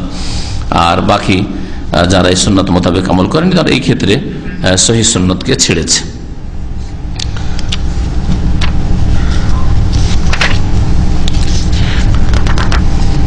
সময় আজকে যথেষ্ট হয়ে গেছে, এখানে আজকের দর্শ শেষ করছি। আল্লাহ পাক রব্বুল আলামিন যেন আমাদেরকে কোরআন হাদিস বুঝার তৌফিক দান করেন, ভুল ভ্রান্তি মাফ করেন। আল্লাহ পাক আমাদেরকে অন্তর খুলে কোরআন হাদিস মোতাবেক সহি নামাজ পড়ার তৌফিক যেন দান করেন। আর যে কোনো গোড়ামি আর ব্যক্তি পূজা থেকে আল্লাহ পাক যেন আমাদেরকে মুক্ত হওয়ার তৌফিক দান করেন। সাল্লাল্লাহু আলা নবিয়িনা মুহাম্মদ ওয়া আলা আলিহি ওয়া সাহবিহি আজমাইন। কারো কোন এক সাহাবীর পায়ের একটা অংশ বা কোন এক অংশ কি থেকে গেছিল, চমকি ছিল। নবী সাল্লাল্লাহু আলাইহি ওয়াসাল্লাম তাকে উযু দোহরাইতে বলেছিলেন, পুনরায় উযু করতে বলেছিলেন। এই কথা বলে ওই জায়গাটা শুধু ভিজিয়ে না, তারতিব ফরজ বা ওই মাওয়ালাত ফরজের ক্ষেত্রে এইটা প্রবেশ করা হয়েছে, পরস্পরতা। বেশ কিছুক্ষণ হয়ে গেছে, তো তুই শুধু ওই জায়গাটা ভিজিয়ে নিলে হবে না, যা পুরো উযু করো, আইদিল উযু, আবার উযু করো। গুরুত্বপূর্ণ প্রশ্ন, সৌদি আরবে ইমামরা খুতবা পড়াইতে যে আসেন জুমার দিনে, তো মেহরাবদের দিক থেকে আসেন আর এসে সরাসরি খুতবায় উঠে যান, ঠিক না? খুতবা উঠে যান। তো এই ক্ষেত্রে এইভাবে হাদিস আছে যে এজা খারাজাল ইমাম, যখন ইমাম বেরিয়ে আসবে। এই হাদিসটা বুঝতে পারতাম না, কারণ আমাদের দেশেও যে জুমা পড়ার তরিকা, তো ইমাম তো আগে থেকে বসে আছে সামনের কাতারে, তো ওইটাকে সামনে মগজে রেখে হাদিসটা বোঝার চেষ্টা করতাম ছাত্র জীবনে, হাদিসটা বুঝতে পারতাম না। আর হাদিস আছে এজা খারাজাল ইমাম, যখন বেরিয়ে আসবে। ইমাম বেরিয়ে কোথায় আসবে, ইমাম তো আছে বসে, শব্দ এই বাক্যটা বুঝতে পারতাম না। এই সৌদি আর আসার পরে যখন দেখলাম যে না ইমাম বেরিয়ে আসছে ওই দিক থেকে, তখন বুঝতে পারলাম যে আসলে ইমামের তরিকাটা হচ্ছে যে ওই দিক থেকে এসে উঠে যাবে খুতবাতে। এটা সুন্নত, এটা সুন্নতের খেলাফ কাজ নাই। আর তারপরে আরেকটা কথা, যদি ইমাম, অধিকাংশ ইমাম সম্পর্কে আমি জানি যে ওরা মেহরাবে বসে থাকে, মেহরাবের ওইদিকে রুম করা আছে ওদের প্রত্যেক জায়গায়। আমি দুবাই গেলাম, দুবাই ইমাম সাহেবের সাথে ঢুকলাম, যে জমা মসজিদের ইমাম, তো ওখানে গিয়ে দেখলাম যে জায়গা করা আছে, বসে ওখানে নামাজটা পড়ে বসে আছে। তারপর টাইম হলো তখন উঠলো। আমি অনেক জায়গাতে কুয়েতে যেমন নামাজ পড়েছি ওই রকমই সিস্টেম। আর যদি ঠিক টাইম হয়ে গেছে আর নামাজ পড়ার টাইম নেই, তাহলে সরাসরি গিয়ে খুতবা শুরু করে দিল। যেহেতু মসজিদে বসলো না, খুতবার ইয়েতে মেম্বারে বসলো, সেই জন্য আর তখন আর নামাজ নেই। তারপর এই নামাজ সুন্নাত, এই নামাজের সুন্নাতে মুআক্কাদা। জি হ্যাঁ, নবী সাল্লাল্লাহু আলাইহি ওয়াসাল্লাম তাগিদ করেছেন। এই ক্ষেত্রে আলেমরা বলেছেন যে এমন কিছু যদি ছুটে যায় আপনার, যেটা ওয়াজিব, তো সহসিজদা হওয়া উচিত ছিল, কিন্তু আপনি মুক্তাদি, তো ইমামের বিরোধিতা করে তো সহসিজদা করা যাবে না। বলছে যে ইয়াতাহাম্মালুল ইমাম, আপনার পক্ষ থেকে এই জিনিসগুলি ইমাম বহন করে নেবে, সুতরাং আপনার আলাদা করে সহসিজদা নেই। বাকি যখন 2 রাকাত পড়ছেন তখন আর আপনার ইমাম নেই, ওই 2 রাকাতে যদি ভুল হয়ে থাকে তাহলে সহসিজদা করবেন। মাগরিবের এশা যদি বাড়িতে পড়ে কোনো কারণে, তেলাওয়াত কি জোরে করতে হবে না আস্তে করতে হবে? রাতের নামাজ বাড়িতে পড়ুক আর মসজিদে পড়ুক, জাহেরি কেরাত করবে, এটা হচ্ছে সুন্নাত। আর উচ্চস্বরে কেরাত করা সুন্নাত, ওয়াজিব না ফরজ না, উচ্চস্বরে কেরাত করা সুন্নাত। যে এক ভাই 3 মাস ভালো থাকেন, 3 মাস পর আবার বেহুশ হয়ে পাগলের মতন হয়ে যান, কোরআন হাদিস দ্বারা কোনো চিকিৎসা আছে কি? আল্লাহ শেফা দিক, আল্লাহ শেফা দিক। দেখেন, যদি আপনার কোনো এইরকম ব্যাপার থাকে যে মেডিকেলের প্রয়োজন রয়েছে, তো ওই এলাজও করেন। আর শরীয়তি চিকিৎসা হচ্ছে জমজমের পানি পান করা, জৈতুন তেল ব্যবহার করা, হ্যাঁ, কালাজিরা ব্যবহার করা। এছাড়া এলাজ হচ্ছে দম করা, নিজেকে নিজেই দম করার চেষ্টা করেন, ফুঁক দেওয়ার চেষ্টা করেন, সূরা ফাতিহা। প্রত্যেক রোগের শেফা নবী সাল্লাল্লাহু আলাইহি ওয়াসাল্লাম হাদিসে রয়েছে। এছাড়াও সূরা ইখলাস, ফালাক, নাস। আর যদি জিনের আশঙ্কা হয় বা সেহের জাদুর আশঙ্কা হয়, তাহলে ওই আয়াতগুলি পাঠ করে আপনি এলাজ করবেন, যে আয়াতগুলিতে জিন, শয়তান অথবা সেহের জাদুর কথা রয়েছে, ইনশাআল্লাহ আল্লাহ শেফা দেবেন। কোরআনে কারীমে প্রত্যেকটি আয়াতে শেফা রয়েছে, তো কোনো সন্দেহ নেই।